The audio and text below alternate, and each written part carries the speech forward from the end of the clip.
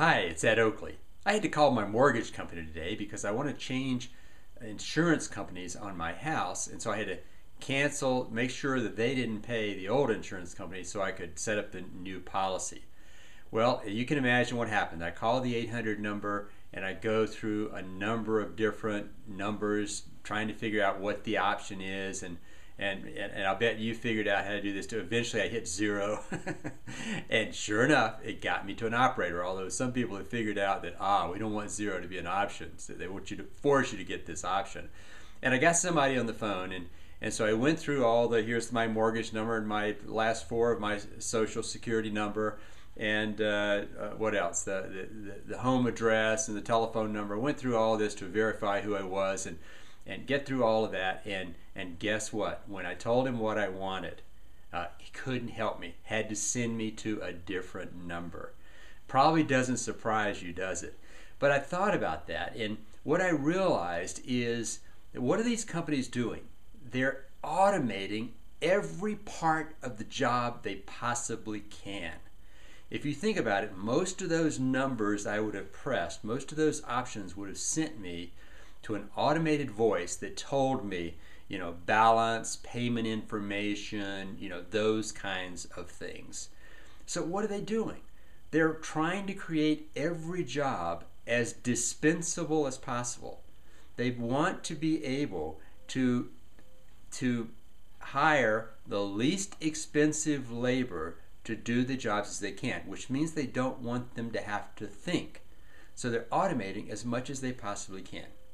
And it really fit, I thought, what my message is today. Because my message today is the criticality of you distinguishing yourself. If you don't distinguish yourself, you may not keep that good job you have. If you don't distinguish yourself from the many other people who want that job you got your eye on, perhaps a promotion, perhaps a job because you're currently unemployed, but if you don't distinguish yourself from all those other people, guess what? You aren't going to get it. And if you're a business owner, an entrepreneur, if you are not distinguishing your business, or if you're a team leader on a team where perhaps that your team does things that a number of other teams in the organization also does, or your business does things that a lot of other businesses do, guess what? You've got to distinguish yourself, or you're going to be out of business. Your business is very vulnerable. At no time in our history have you been more vulnerable if you didn't distinguish yourself. In the days of the factory jobs, that was the primary job. And then, you didn't have to distinguish yourself.